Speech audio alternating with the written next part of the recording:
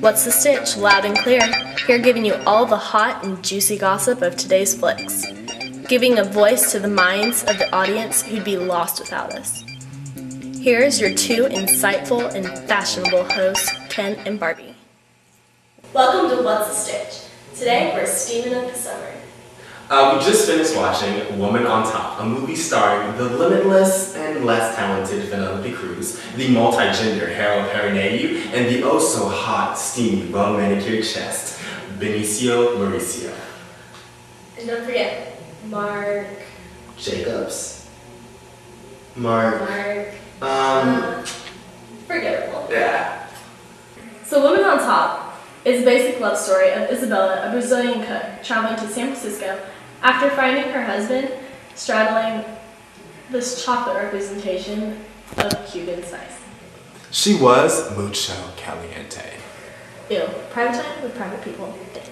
Anyways, the story captivated an audience that enjoys eating the food that breaks all of the rules of the Atkins diet, but it triggers an emotional and sensual reaction with them. And plus, the food is so mucho caliente, just like Isabella. Let's talk about the heat, Ken. What do you mean by heat, Barbie? Well, it was obvious one of the main points in the movie was to use the color red. Kind of reminded me of the summer sale at Nordstrom's. All those shoes. Well, depending on what store you go to. You know, Spectrum, Salco's. I think that color was a very fashionable statement in this movie. It captured the essence of her sensuality, power, and gave her an edge. It was also used in almost everything that she touched. Her lipstick, her dress, and even the fruit and peppers that she used on her show.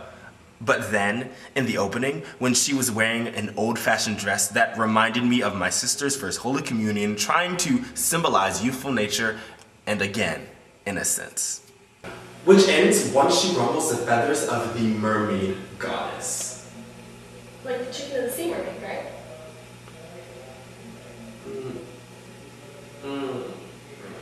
Focus. Think Banana Republic. I think that the color red, which is coming back right now in the fashion world, represents the strength, passion, and desire of the picture. Well, it is called Women on Top. Well, with that kind of title, I think that you need to go ahead and have some kind of pizzazz or strength. I mean, let's tap into the strength of women on top in today's society, like Oprah, J.K. Rowling, Angelina Jolie, and even Monica Lewinsky. Well, I don't know if we can count Monica, but she was on top of something, if you catch my drift. Let's talk about the gay chatterbox Monica from the movie, which, by the way, has really nice legs. Yeah, especially in a random awkward tub scene with Isabella and Monica. Well, I mean, the scene wasn't obviously pointless. It gave me some really good ideas for what I want to do on a first date. I mean, I could get out of jail, run some hot steamy bathwater for my date, and talk about my relationship status on Facebook, single, for hours on end.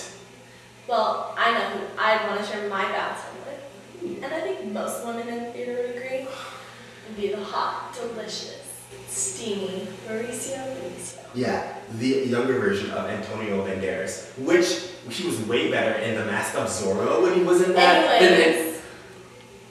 The director made interesting choices to create a dynamic relationship between the characters.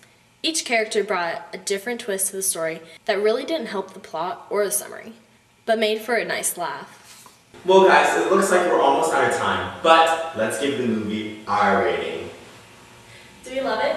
Do we hate it? Hate it. The movie reminds me of the stereotypical love story of Cinderella. Except Cinderella doesn't fall in love with her Prince Charming, then run back to her lying, cheating ex-husband. Anyways, we're out of time guys, but remember, keep us close to your hearts because we're reviewing what's really on your mind. And as the movie says, it's the art of love, motion sickness, and cooking. Only if you wanna reach me when you wanna page me.